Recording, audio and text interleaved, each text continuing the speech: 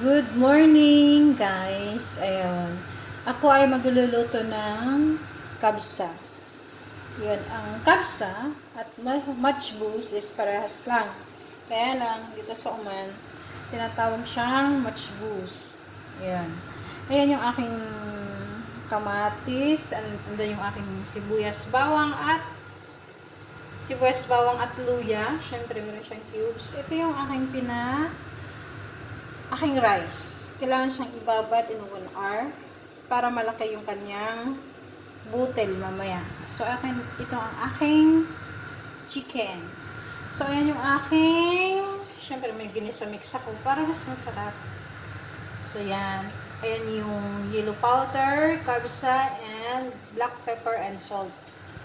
So, ngayon tayo ay magigisa na. So, lagyan natin syempre, lagyan natin ng mantika. Lagyan natin yung garlic, syempre.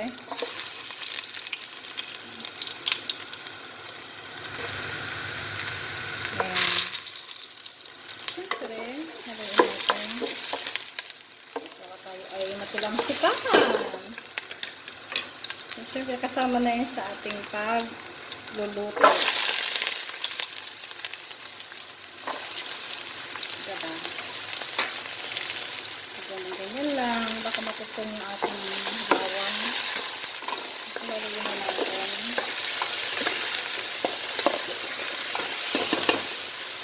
Mabilis lang naman nagluto ng kabsa. Favorite ko to sa Saudi nung nagtatrabaho pa ako doon. Yan yung pinakamasarap para sa akin. At pinakamadali. Ayan. Siyempre. Halain lang natin.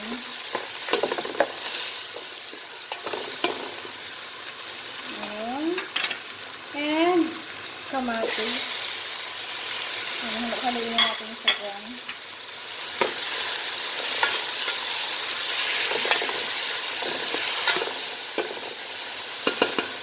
Pero guys, sa totoo lang, madali siyang gawin, pero mas marami siyang oras. Kasi kailangan natin siyang palambutin.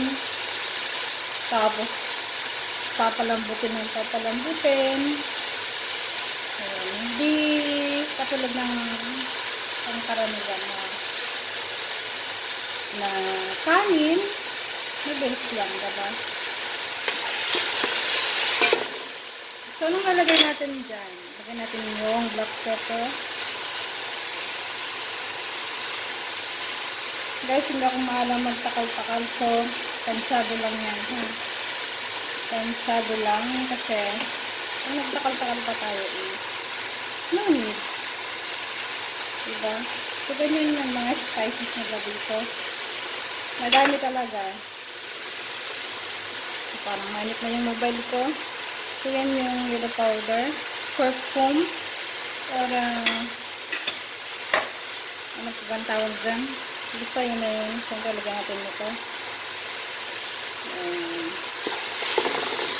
So, kailangan kasi natin maano yung kamatis para masarap siya. Diba? So, ayan na siya. Pagkatapos, so, lagyan natin siya ng tubig para lumabot yung kamatis. Tapos, lalagyan na natin yung chicken. Hanggang sa ano natin yung chicken, palambutin. And after that, pagluto na yung chicken, kung gusto nyo naman lagyan ng patatas, lagyan nyo. Pero ako ayokong siyang lagyan. Kasi meron na siyang rice. Diba? So, yan. Siyempre. So, lalagyan ko yan ng tubig para lumambot yung kamatis. And after that, pag malambot na yung kamatis, lalagyan na natin yung manok. So, ayan yung manok. Okay, and after that, pag okay na, luto na yung manok, lalagyan na natin yung rice. Ganun lang. So, ayan, kumukulo na yan. So, lagyan natin yung manok. Yung manok, oops. Ayan.